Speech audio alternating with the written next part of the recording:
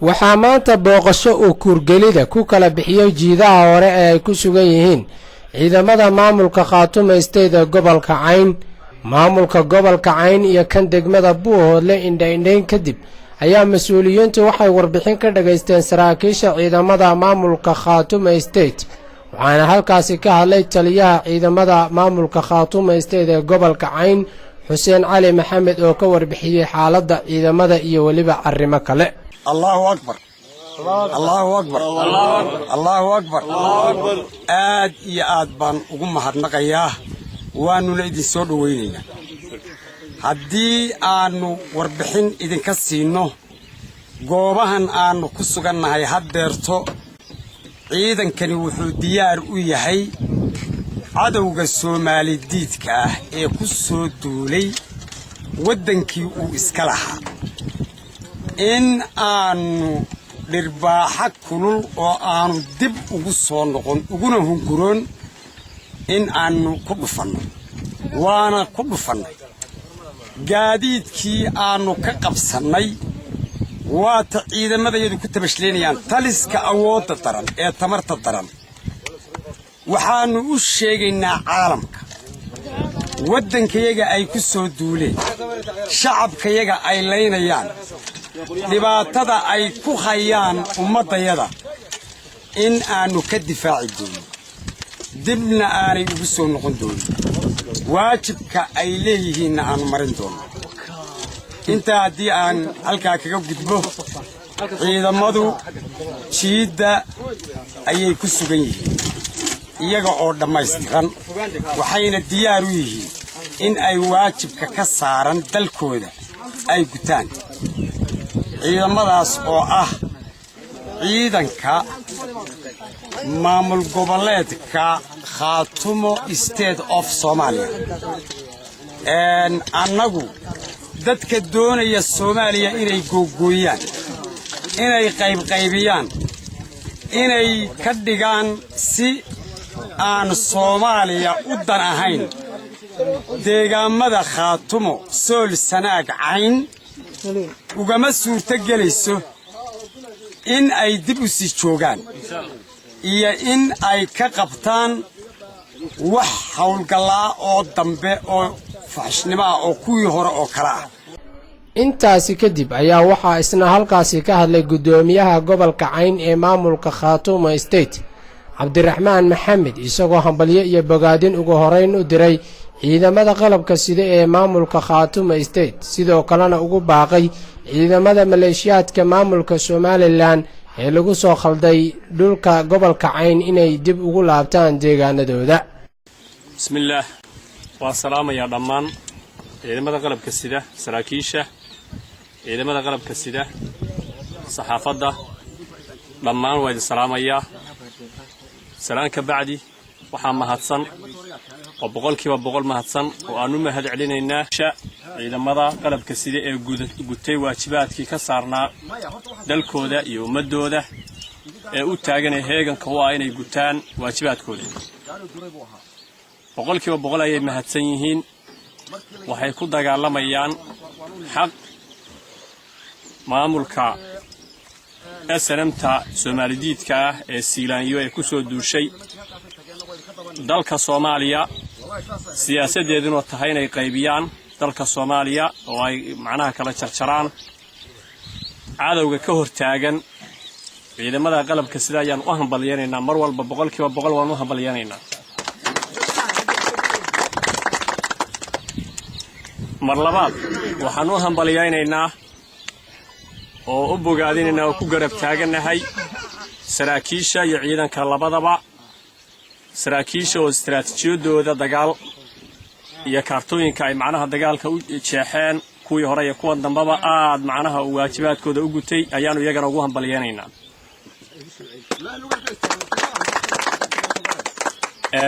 waxaanu leenahay ciidamada qalabka sida jiida jooga jiidan oo taliyuhu idin sheegay inay tahay soodinta dagaaladu ay ka soconayeen baryahanba ee ay ku soo duuleen maamulka Siilaanyo ku soo duulay waxaanu leenahay u suurtageli mayso inay googooyaan Soomaaliya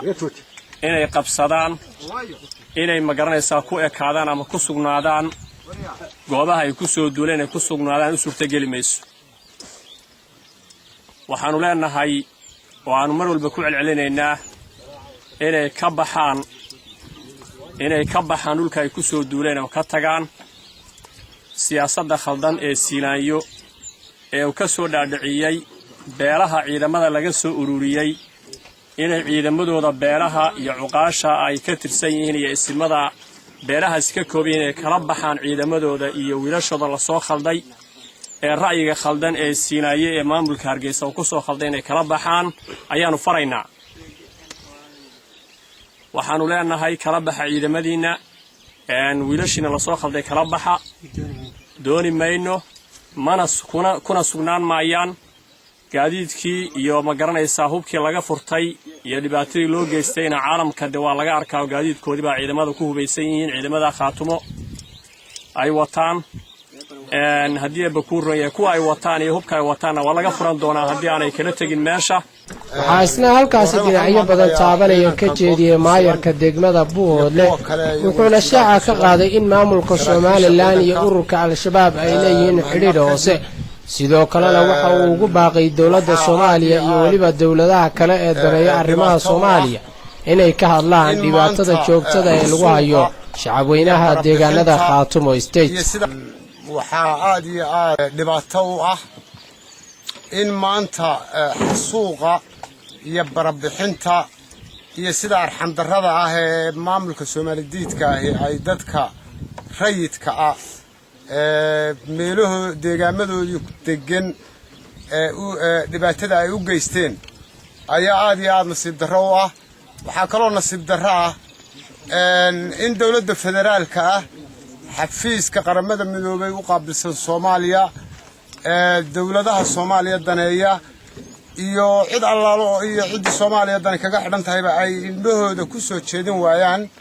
oo arki waayaan oo cambaareen waayaan maamulka Soomaalidiidka ay dhibaatada uu ku hayo dadka rayidka iyo xasuuqa iyo barabixinta faraha badan aqoon-yahanada siyaasiyiinta iyo waxgaradka beelahan ka soo jeeda dhammaantood ama dibadda ha jireen ama gudaha ha jireen in ay u diyaar garoobaan sidii ay maxkamad caalami ah ugu diyaar garayn lahaayeen haddii la ku rooyay Siilaanyo iyo nimanka saraakiisha ah ee isaga ka hoos shaqeeya ee xasuuqa iyo barbixinta geystay nimankii uu ka mid ahaa Nuux Taani Jilif kan hadda uu ciidanka u magacaabay la taliyihiisa xagga arrimaha bulshada la yiraahdo Xirsi wasiirka kalluumaysiga raggii shabakada noocaas isugu xidhnaa ee dagaaladan ka dambeeyay ka taliyay dadkan in dhulkii ay deganaayeen laga barabixiyo oo dad rayida la laayo oo si joogto ah loo laayo anigu waxaan leeyahay aqoon-yahanada beelaha maamul goboleedka Khaatumo ka soo jeeda iyo siyaasiyiintooda meel kastaba ha joogeen inay u diyaar garoobaan sidii ay maxkamadda caalamiga uga dacweyn lahaayeen dambiga ugu qaadi lahaayeen waxaan kaloo leeyahay xafiiska qaramada midoobay iyo dawladda federaalka shabaabku ma aha ka koonfur joogo oo kaliya waxaanu kaloo ognahay madaxa ugu sarreeya ururka Al-Shabaab iyo ku-xigeenadiisuba inay ka soo jeedaan beelaha Isaaq saldhigooduna yahay Hargeysa iyo Burco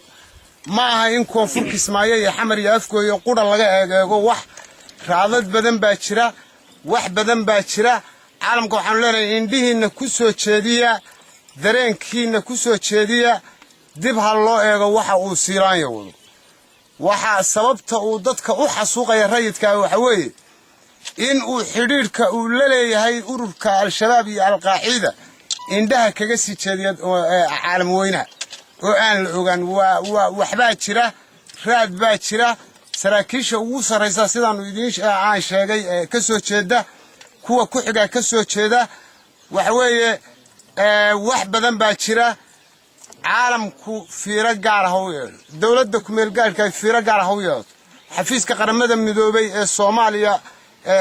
wakiilka ka ahi fiiro gaar ah oo waxaan ku soo gabagabeynayaa xilli kulul baynu joognaa anigu ciidamada waxaan kula talinayaa inay u diyaar garowdaan sida dadka cadawga ah ee dadkii nimaatada ahaa xasuuqay ee biyihii u diiday sida dhulkiina uga saari lahaydeen ninaan xabadi kaa kaxayn ciyaarkaagama tubo waxa weeye u diyaar garooba dhammaanteen inaynu dhimanno dhammaanteen in aynu halganka gallo aan u diyaar garowno ninna yuusan nafta ee haysanin waxa weeye dadkani masaakiinta ee xoolo dhaqatada ahaa baa biyihii laga fadhiistay dagaalkii ugu dambeeyey ee kooxda Soomaalidiidka ay soo qaado maxaabiis la qabtay oo si caadi ah ay u qabteen